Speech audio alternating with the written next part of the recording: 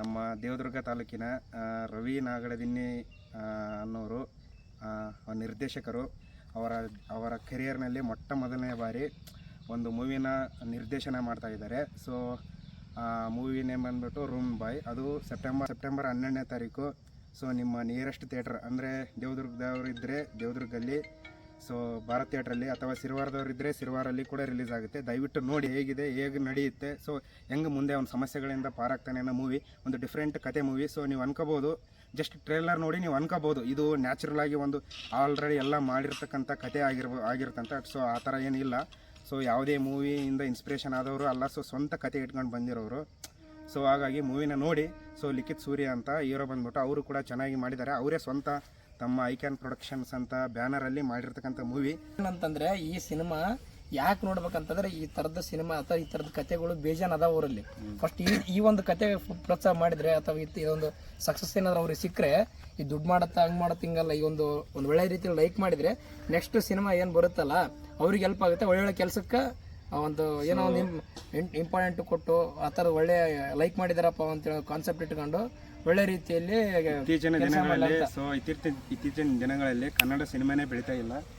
So ಹಾಗಾಗಿ ಕನ್ನಡ ಸಿನಿಮಾನೇ ಬೆಳೀತಾ ಇಲ್ಲ. ಹಾಗೂ ಮತ್ತು ಇನ್ನೊಂದೇನೆಂದರೆ ನಮ್ಮ ಉತ್ತರ ಕರ್ನಾಟಕದಲ್ಲಿ ಯಾವುದೇ ನಿರ್ದೇಶಕರಾಗಲಿ ಯಾವುದೇ ಮೂವಿ ಹೀರೋಗಳಾಗಲಿ ಇಲ್ಲ, ಯಾಕಂದರೆ ಸಪೋರ್ಟ್ ಇಲ್ಲ. ಹಾಗಾಗಿ ದಯವಿಟ್ಟು ನಮ್ಮ ಕಡೆ ಡೈರೆಕ್ಟರ್ನ ಬೆಳೆಸಬೇಕು, ಇದು ನಿಮ್ಮ ರಿಕ್ವೆಸ್ಟು.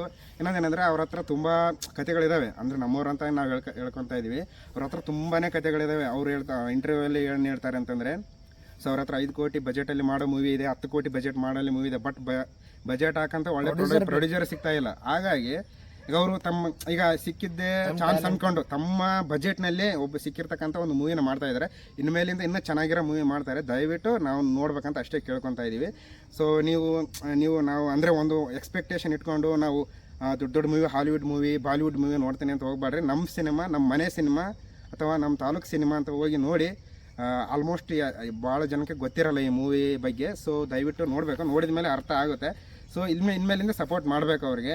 ಈ ಸಪೋರ್ಟ್ ಸಿಕ್ತೆ ಅಂದರೆ ಅವ್ರು ಮತ್ತೆ ಬೆಳೀತಾರೆ ಮತ್ತು ನಮ್ಮ ತಾಲೂಕು ಬೆಳೀತದೆ. ನಮ್ಮ ತಾಲೂಕಲ್ಲಿ ಒಬ್ಬ ಒಳ್ಳೆ ನಿರ್ದೇಶಕರು ಆಗ್ತಾರೆ. ಇನ್ಮೇಲಿಂದ ಸಪೋರ್ಟ್ ಮಾಡಬೇಕಂತ ನಿಮ್ಮನ್ನ ಕೇಳ್ತಾ ಇದ್ದೀವಿ. ದಯವಿಟ್ಟು ಸೆಪ್ಟೆಂಬರ್ 12ನೇ ತಾರೀಕಿಗೆ ಮೂವಿ ನೋಡಬೇಕಂತ ನಿಮ್ಮಲ್ಲಿ ರಿಕ್ವೆಸ್ಟ್ ಮಾಡ್ಕೊತಾ ಇದ್ದೀವಿ.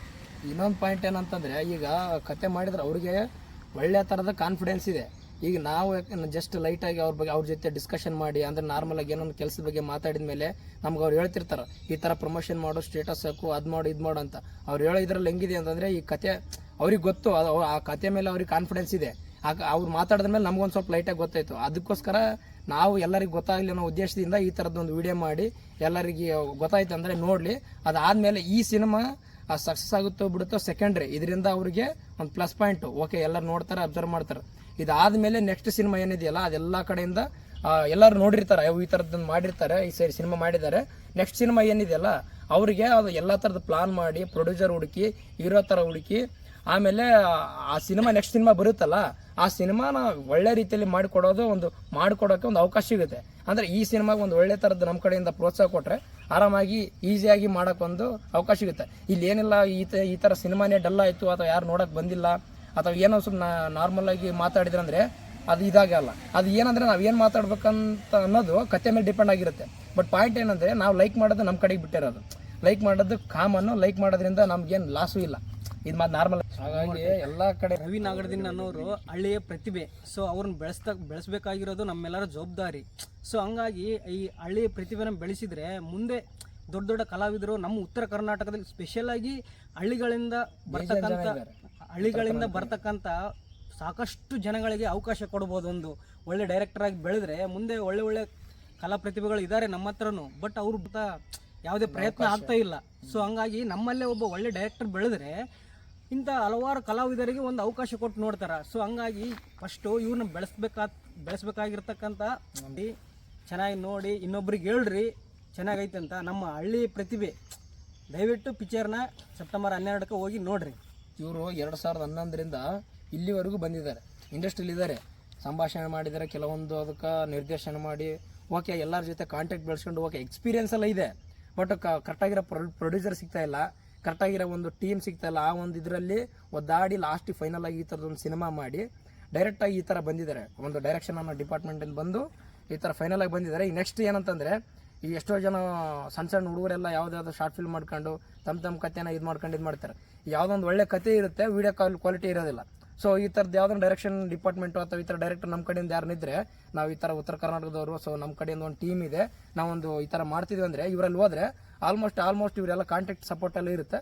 ಆರಾಮಾಗಿ ಇವರು ಈಸಿಯಾಗಿ ನಮ್ಮ ಕಡೆನಂತೇಳಿ ಸಪೋರ್ಟ್ ಮಾಡ್ಬೋದು. ಫಸ್ಟ್ ನಾವೇನು ಮಾಡಬೇಕು, ಈ ಥರದವ್ರಿಗೆ ಸಪೋರ್ಟ್ ಮಾಡಬೇಕು, ಯಾರೇ ಆಗಲಿ. ಈಗ ಇವ್ರಂತಲ್ಲ, ಈಗ ನೆಕ್ಸ್ಟ್ ಉತ್ತರ ಕನ್ನಡದಿಂದ ಯಾರು ಬಂದ್ರು ನಾವು ಅವ್ರಿಗೆ ಆರಾಮಾಗಿ ಸಪೋರ್ಟ್ ಮಾಡ್ಬೋದು. ಸಪೋರ್ಟ್ ಮಾಡಿದ್ರೆ ನಮಗೇನು ಕಳ್ಕೋದ್ರಾಗ ಏನಿಲ್ಲ. ಒಳ್ಳೆಯ ಒಂದು ಉದ್ದೇಶದಿಂದ ಮಾಡಿದರೆ ಅವ್ರಿಗೆ ಒಳ್ಳೇದಾಗುತ್ತೆ, ಅವ್ರ ಜೀವನನೂ. ರೀಸೆಂಟ್ ಡೇಸ್ ನೋಡ್ತಾ ಇರ್ಬೋದು, ಕನ್ನಡ ಚಿತ್ರರಂಗದಲ್ಲಿ ಕೆಲವೊಂದು ಮೂವಿಗಳು ಬರ್ತಾ ಇದ್ದಾವೆ. ಅಂದರೆ ಸಣ್ಣ ಪ್ರೊಡಕ್ಷನ್ ಹೌಸ್ ಮೂವಿಗಳಾಗಿರ್ಬೋದು ಅಥವಾ ಸಣ್ಣ ಡೈರೆಕ್ಷನ್ ಮೂವಿಗಳಾಗ್ಬೋದು. ಕನ್ನಡ ಚಿತ್ರರಂಗ ಅಂತ ಅಷ್ಟೇ ಅಲ್ಲ, ಸೊ ಆಲ್ಮೋಸ್ಟ್ ಎಲ್ಲ ಭಾರತದಲ್ಲಿ ಬರ್ತಕ್ಕಂಥ ಎಲ್ಲ ಚಿತ್ರರಂಗದ ಮೂವಿಗಳು, ಕೆಲವೊಂದು ಮೂವಿಗಳು ಅಂದರೆ ಜನರ ಮನಸ್ಸನ್ನು ಮುಟ್ತಾ ಇಲ್ಲ, ಅಂದರೆ ಜನರಲ್ಲಿ ಹೋಗ್ತಾನೆ ಇಲ್ಲ. ಕತೆ